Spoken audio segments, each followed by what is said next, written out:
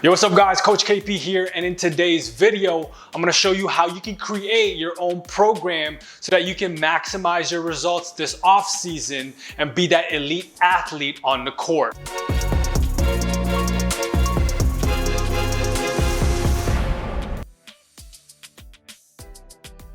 To start things off, I just want to show you some clips of some amazing ball players working out in the high school level or back when they were in high school or pre-college level.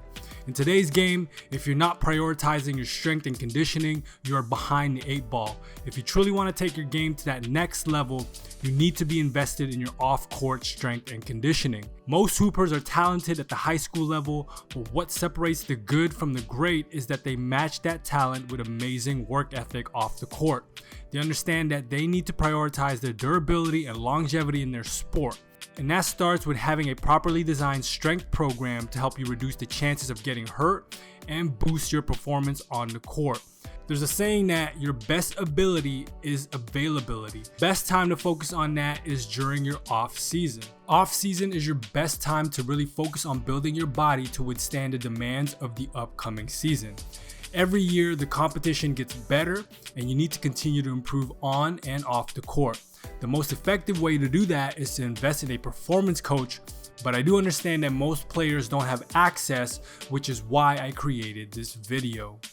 So 3 common mistakes that I see basketball athletes make from the youth, high school, and first year college level make is that number 1, they go into their off season with no game plan. They're usually doing random workouts, random pickup games, and random on-court development, which leads to random results. Number 2, they have poor time awareness and time management skills. You need to understand that in the off season, you only have 8 to 14 weeks of off season at best. You need to be able to properly plan and effectively use your time so that you can get better in the off season. Number 3, poor nutrition and recovery skills. We already know that lack of nutrition leads to low energy levels, which makes it hard to sustain high quality training. And even worse, you increase your chances of getting hurt. So now that you understand common problems that basketball athletes make, because I've definitely been in your shoes where I wish I had a coach or I wish I knew what I know now when it comes to performance training. The reason why you need to learn how to create your own off-season program is because there may be some off-season where you don't have access to a performance coach to help guide you. Second reason is you need to be able to think critically for yourself as an athlete so that you're able to distinguish what a poorly designed program looks like and what a properly designed program looks like. This will not only help you build every off season, but it'll also decrease your likeliness of getting hurt in the off season. So there are 4 main factors that you need to know before starting to design your program. Factor number 1 is determining your goal or goals.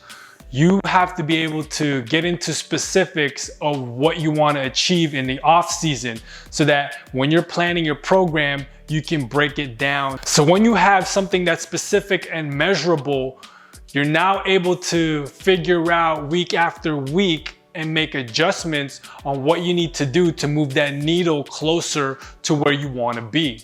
Factor number 2 is figuring out how many days per week you can train. Typically, you want to pick a frequency that allows you to stay consistent. Factor number 3 is what is the duration of your training program? Is it 8 weeks? Is it 12 weeks?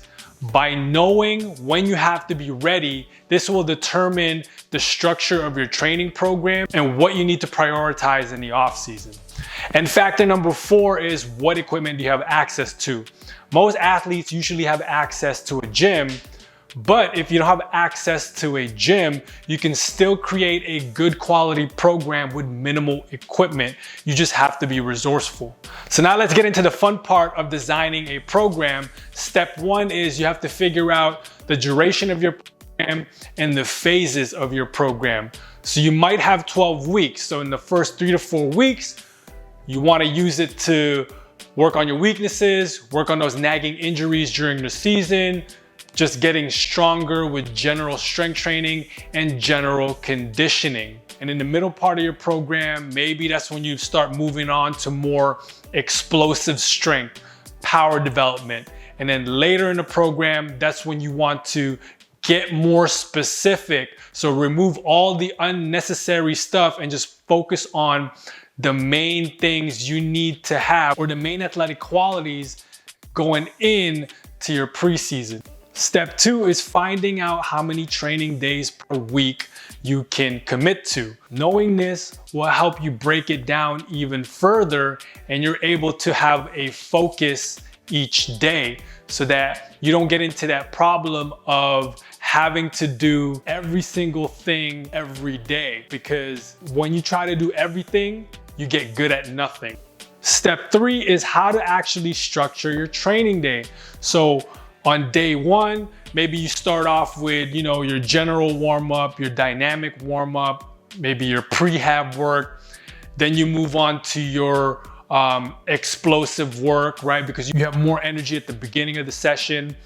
Then maybe you move on to your strength work and then cool down. So this is the fun part where you can get creative based on whatever equipment you have or whatever emphasis you want on that day.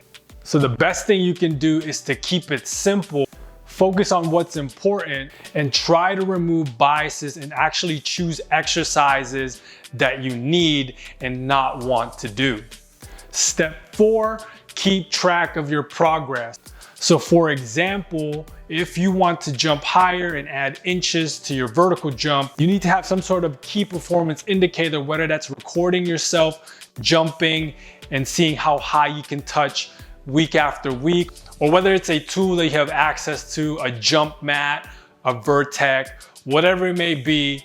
Make sure you're tracking your progress. And step number 5 is be consistent. A good program will only give you results if you can stick to it. There's obviously going to be some days where you don't feel motivated, or you're sore, or you're tired. Those are the days where you need to dial in, focus your energy into just showing up consistently. So these are the basics of good program design. So you got to remember, when you're planning, do what works for you and that allows you to stay consistent, because at the end of the day, when you keep showing up and you're patient, the results will come. So if you guys have any question, make sure you shoot it down in the comment section below. Until next time, Coach KP out.